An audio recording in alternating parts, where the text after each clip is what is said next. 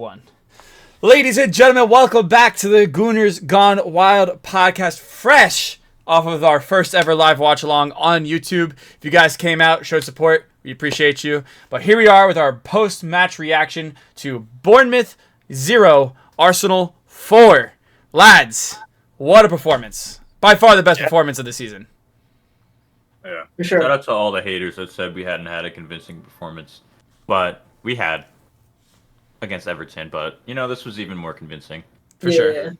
The scoreline represents it this time around. So it is ended 4-0. Odegaard registering 2 assists, a goal.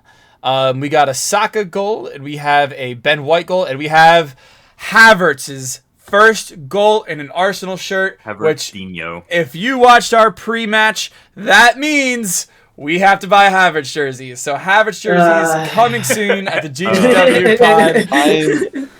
Mine has been purchased already. Purchasing mine in a bit. So yeah, I'll be purchasing mine when I get paid. So with that being said, I'm just going to open the floor. Because Coach Ari did not get a chance to go first the last pod, we feel really bad, so we're going to give him the floor. Ari, what were your thoughts on that game? Very, very dominant performance. I think we started a little slow. But I mean, we're playing away, so that's granted. We started a little slow for the first 10 minutes, but we built our way into the game, and I think after the first 10-15 minutes, it was completely us, and we dominated. So not much else to say other than a very, very dominant performance. Good defensive performance from Saliba and Gabriel. All around attacking as well. I mean, I think we got a little bit lucky with our first goal as well as with the first pen. Or no, the second pen. But, came away with the points, and that's all that matters. Yeah, for sure. Yeah. For sure. Sammy, how you feeling? Confident, happy overall. I just hope Gabby and Saka aren't injured. I know they were limping a bit, and I just wish we subbed Saka off earlier. But overall it was really good. Smith Rowe looking good. I think it could have been 5-0. 6-0 overall, but Neto with good saves at the end to deny us that. But overall, very confident performance, and I think Havertz is getting into his groove overall. What about you? What about you, VK? What do you think? I think it was a great performance overall. I think Havertz had a really good game. I think the penalty that was given to him is, that'll boost his confidence for sure. I think it's funny how all these Chelsea fans, all these United fans, all these other fans saying that it's like a 007. Well, I mean, I'm still waiting on a Mudryk goal. Still waiting on a Mudryk assist. Where are you at? Where are you at? I'm still waiting on Mount. Yeah, still waiting on Mount. The real 007 over there. He's actually wearing the 7 shirt, so that's a little scary for you guys. Scary hours over there.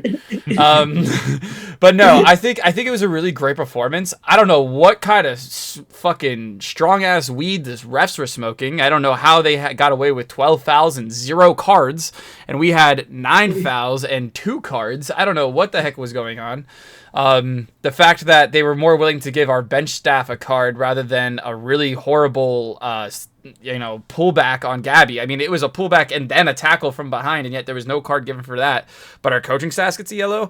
It's just going to bring me back to the point where they're focusing on the wrong things in the Premier League. Stop focusing on the theatrics. Focus on the actual job first. You can focus on the theatrics when you know how to be a referee at first. The agenda is real for Arsenal, and no one can tell me otherwise. That being said, great 4-0 win. Happy that my boy Odegaard got 2 assists and a goal. I think he's definitely my man of the match. And I think that's definitely something we need to shut the haters up for a while after the, what was it? The 1-0 against Brentford and the 1-0 against Everton. But I think it was a solid performance. Doc, I know you're ready to go in on these physios. So everybody get some popcorn, get your tea ready, because this is about to be insane. Go ahead, Doc. How are you feeling? Let me first start out with the match overall, and then we'll get into that. But I think we started off slow the first half, and I think we were honestly lucky to be up 1-0, 2-0 going into the half. But let's be honest, that second half was just pure dominance. It was really nice to see Kai get his goal. Really nice to see the whole team kind of supporting him, being around him, being that excited and happy for him to get his goal. I think he's going to be taking some good steps forward. Now, For Saka, one, he should have never started this match. He's coming off of an injury. We have a Champions League draw against Lens in the middle of the week, and we play City, who's top of the table right now. Potentially not because they just lost to Wolves. He should not have played. We had Reece, who played really well in the Carabao Cup match and should have been able to slide into a starting position, giving Saka some much-needed rest where he wouldn't have had to worry about potentially getting hurt. And then we see, again, Saka limping off the field, this time potentially with a shin injury after getting just absolutely kicked over and over and over again all throughout the first half. I don't understand the decision of why he has to play in that situation whenever Reece has been playing well. Do you guys understand that at all? No. What do you guys think? No. And it's like okay, like you play him and that's fine, but then like we're up 2-3-0. Like take him off the 55th minute, take him off the 60th minute. Like why are we waiting until the 75th minute and he's limping for him to come off? Like it doesn't add up to me. Like sure, if it was a close game and like we're only up 1-0 and like we're struggling, like keep him on. But like There's no lead. We're up 3-0. It's 70th minute and we still have him on the pitch. Like it doesn't make sense to me. But then like we start Nketiah and Havertz every game like they have Arteta's nudes or something. Like I don't understand how. I don't understand how. They got some dirt. But it's whatever. What do you guys think? BK, yeah, what do you think? I agree. I mean, I know that I know we were kind of memeing and saying that how it was like exposure to like, what do they call it? Exposure therapy or exposure treatment. I kind of get that, like not memeing. Like I totally get that because like there are going to be games where, I mean, and he's probably already been exposed to it, but there will be certain games where he's getting kicked more than others. So I think Arteta was just making sure to see if it was going to be like as serious as initially expected, and then of course it ended up being serious. But I agree with him. He should not have started today. He really shouldn't have, especially with Reece performing the way he's performing. But Reece has been, outstanding for us, and when he's performing better than Havertz, and he's performing, arguably better than Jesus, like why is he not getting this start? Especially when we have a Champions League fixture this week and we have City next week, which is going to be huge. But I mean, it could go either way because like then on the flip side, it's like when you have someone as pivotal as Saka, like he's like Ronaldo in your team. When you have Ronaldo in your team, you're going to start him every time. Yeah. So it's I get it, but I also don't get it. Again, I still think the subs were a little late. Again, in the 60th to the 75th minute, our game was flat. That was the most dangerous that Bournemouth was playing the whole game, was that time period. And I think that's when the subs need to come in, and Arteta's low-key kind of blind to it. That's his blind spot. And, I just wish he would tighten that up a little bit. But I don't know. How about you, Sammy? I think, yeah, with the subs, that's what I was saying. Like, we're chilling, we're cruising. Just take them off, take the key players off. And, like, I don't know how Lens is doing in League On, but I just think we should just, like, do rotational players for that game just to rest the big players for the City game. There's no point in risking them. I know it's Champions League draw and we're back in Champions League, but honestly, like, there's plenty of opportunities for us to win, and I think we'll still do good in the group even with our rotational players. They have that quality, and I think I'd like to see Smith Rowe start this midweek. Saka rest and have Odegaard rest. Like, Vieira was playing out of his mind when he came on, like, really good balls in. And, I just wish that Arteta grows as a coach to see how important the subs are, especially for, like, prime players like Jesus and Saka. They need that rest to keep performing at that level. And obviously, like, they're superstars, but, like, Ronaldo and Messi obviously are, like, out of this world and different debate, but like, these young players still need rest, and the World Cup was literally just a couple months ago, and then we had a Premier League, and then they have all these it's a lot on these younger players, and like I know they recover, but also it takes a toll on the body, and we want these players long term, and for us to like have a long term project, they need that rest. Yeah. Just as a heads up. As a heads up, your mic was cutting out a little bit, so. Oh, my bad. No, you're good. All right, go ahead, Ari. I was gonna say not to mention with them adding even more additional time at the end of every game, it's the minutes are like adding on. So like that's another thing to think about. Like they're playing 10 more minutes than they were every single game last year. So like even just that like adds up to what, over 38 games. That's 380 minutes. Yep. Like it adds up. So. Yeah. And they want to add even more games to the competitions and more competitions. Like I don't see where these players ever get rest when they're playing No, never. 9-10 months of the year. And I think it's actually going to backfire on FIFA a lot, because you're going to see a lot of the younger talents just want to give up on the international duty just because they want to be so much more domestically, successful. I'm obviously not saying this is going to happen within the next World Cup or not. Like, this is obviously going to be way down the line when the Champions League and the Premier League is going to, in my opinion, be more important than the World Cup, because I think we are going to start seeing that shift, down the line. If FIFA doesn't change their ways and stuff like that, but that could be a whole separate podcast on itself. But let's talk about the elephant in the room that is no more. Havertz bagging his first goal. It was a great, Doc. I'm gonna let you take this one away because you said it perfectly on the stream. It was very smart play by Odegaard to win that pen. So go ahead. Yeah, like you could see, we all wanted him to shoot, but Odegaard, big brain, high IQ, smartest player on the pitch, saw the defender coming across and wanting to slide in. He just waited, was patient, took a touch, and let the player come in and take out his legs. Went down, easy pen. That one was definitely more so a pen than the first one we got. Yeah. And they chose to look at this one longer on VAR than they chose to look at the first one, which blew my mind. But quality pen by Havertz, let's be honest. Yeah. Mm-hmm. Yeah, for sure. And again, going back to just the really inconsistent refereeing, we talked about the cards, we talked about the tackles. The VAR check for the fourth goal with White, that made no sense to me. It was so very blatant onside. Like, they should. I understand, like, maybe checking the first 30 seconds just to be like, okay, is he on? Is he off? I mean, they showed the freeze frame, and I'm like, first of all, the person you're lining up isn't even the person receiving the ball. Secondly, it's like, he's on sides. We saw that as soon as they put the screen up. Now, and we're not PGMOL certified, even though we're probably more qualified than they are.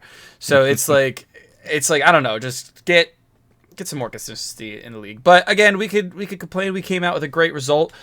City losing is huge for us because their confidence is going to be in the shitter, especially since the loss to the Carabao Cup this week, the loss to Wolves this weekend, and then they play us next weekend with no Rodri. Like, I see them struggling next week, and this was a perfect time for us to turn up and get this type of result. So, with that being said, anybody have any other final talking points they want to talk about? I mean, please rest Saka. Arteta, I know you're watching us. Please rest Saka. I know you follow Gooners Gone Wild religiously. I know you had your phone in your pocket on that sideline with our live open and be like, oh, maybe I should sub now. Yeah, Saka, you're coming off. AirPod Albert, he was listening to our stream, so he was all good. He was all good. Yeah, please rest Saka. Please start Reece. I think ESR deserves a start as well. We want to see a potential Rice, ESR, Vieira midfield for that Lens match. I would actually really like to see that. I think they both deserve it. Just trust your depth. I think that's the one thing that we need to be seeing more, is him trusting his depth and trusting it earlier. Yeah, just like me when I rotated the entire squad for our match. Yeah, that's a little bit too much. I trust our depth so much that I believe we can rotate the entire squad. But alrighty, I mean, it's a very short post match, but I mean, I feel like there wasn't really much to identify. It was just a one way. Oh, go ahead, Doc. He's got the polite hand. Man of the match. Oh, man of the match. All right, Doc, go ahead, start it off. Big time. You. I was leaning towards either Gabriel or Havertz, but looking at the game as a whole, I think it has to be given to Captain O. Gets a goal, 2 assists. Very, very quality whenever he was on the ball. I know there were shouts at him not showing up in the Tottenham match or ghosting a little bit. He definitely showed up today. So I think he deserves a man of the match for this. Mm-hmm. What about you, VK? Yeah, my main man, Odegaard. I'm gonna give him the man of the match. Better than Özil. No, I'm sorry, I had to sneak it in there. No. I'm memeing before anyone gets on my ass. I'm memeing. Özil's my all-time favorite soccer player, so I'm obviously never gonna say that. But okay, I shouldn't say never. Not yet gonna say that. But I think Odegaard, with the 2 assists and the goal, it just. Some of the dribbles he had today was disgusting. If you go back and watch our live, like, there's so many times we were all going, ew. And then there's a couple times we said ew like 4 times in a row just because they were all cooking. Yeah. And Odegaard was always in the heart of that. So I'm going to go Odegaard. I'm definitely going to go Odegaard. But all right, how about you? Who's your man of the match? Yeah, MOTM.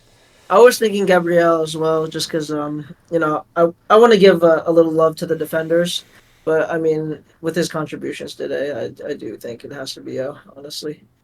Yeah. But a big shout out to our back four today. We kept the clean sheet, and they were throwing themselves in front of every shot and blocking services. So a little bit credit to them for their performance today. But it has to be yeah. And Sammy? All right, me. You're not allowed to say Raya. You're not allowed to say Can't say Raya. Raya. Hey, Raya, another We're quick editing sheet. that shit out. Go edit, dude. It's just facts. Like, he commands the box so well. I think Ramsdale should have started, but anyway, that's a whole different thing. But he did play really well. Shout out to the defense, but I'm going to give it to O, man of the match, winning the pen and just assisting overall and being the heart of the midfield that we really need as him as captain.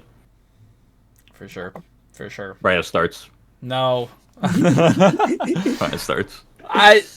Yeah, you know what? Let's look at a little 2-minute convo about that. Raya over Ramsdale today, I think we all kind of agreed on the stream, was not the right call. Raya did have a couple really good saves, actually, but again, I'm going to agree with what Doc said on his pod on the pod last week, that his distribution seemed still a little shaky. He didn't give any necessarily direct giveaways, but it just wasn't a feat as Ramsdale has been doing. So again, I don't think this is a performance where it's going to knock him off the starting for the Prem, but I think he's going to be a little bit more under the microscope. What do you guys think? I think his distribution was a lot better today. I think he was pinging balls out to like Saka's feet and out to who was up? Oh, and like Ben White a couple of times. Like he pinged some nice balls out to him. So I think it was a lot better distribution wise from him today. And like you guys said, I think what separates him from Ramsdale is that his handling of the ball is significantly better. He's able to hold on and catch balls that Ramsdale would parry away or punch away. So I think that's the biggest reason why Raya has taken Rambo's spot. As much as I love Rambo and his character and his passion for the badge, but yeah. What about you guys? I'll talk about Raya if you want. Like me, he's definitely. I think I'll end it. Rambo. Oh no, I think Rambo has better reflexes and shot stopper, but I think Raya is better with his distribution at points and with handling the ball. Like Ari said, I think he's more confident coming out for crosses and commanding the box. And I think that's what we need. And I think his improvement with playing out the back is only going to get better over time. And I think we buy him next season.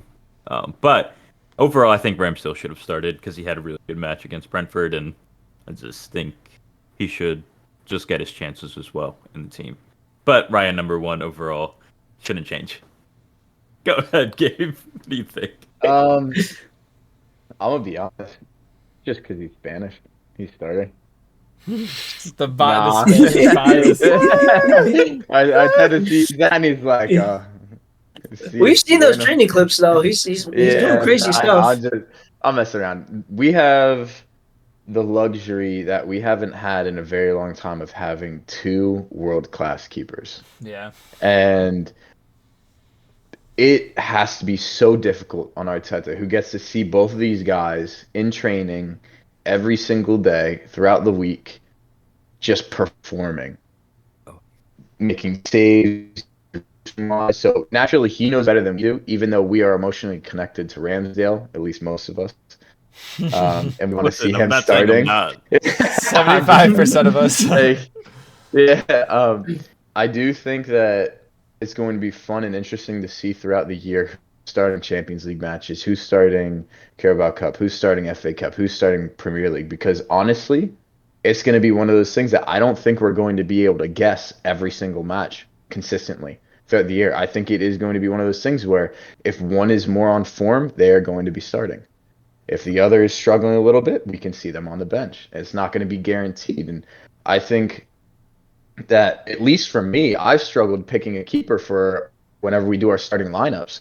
I'm usually picking Ramsdale, maybe sometimes picking Raya, and it's usually the opposite of what I'm thinking for that match. So like, it's going to be pretty interesting moving forward throughout the year, especially whenever we get into like the later months and we really, really need to be securing points, which keeper we're going to be seeing in goal. And who does Arteta trust in those situations? But overall, I'm happy with how we performed this match. We got another dub. We are still undefeated in the league. We have Lens coming up and then City on the weekend. Yes, sir. And Just, oh, go ahead. I'm sorry, go ahead. No, go ahead. I was gonna say a side thought. Maybe Arteta just took Ryan from Brentford from when we got robbed last year in the Brentford match. Yeah, so he, just out of spite, he was like, yeah, let me grab him on loan. Take your best keeper, and we'll be on our way. So we'll be on our way. Just a side thought. I don't know. How much does Raya have to play before we have to buy him? Or is it just a straight option to buy? It's just a straight option, I think. I think it's straight option. Okay. Yeah. So. But that's just a side thought, Just a side thought, just a little sinister. A little spiteful purchase, But alrighty. With that being said, again, another big 4-0 performance from the Arsenal. We want to see that every week. We want to see the return of Trossi. Everybody's doing the binoculars for you Spotify listeners. And we will see you guys here in the week for our Lens pre-match podcast. And with that being said, Kai Havertz with the goal. Come on, you Gunners. Come on. Come on, you Gunners. Woo! Come on, you Gunners. Kai Havertz the GOAT.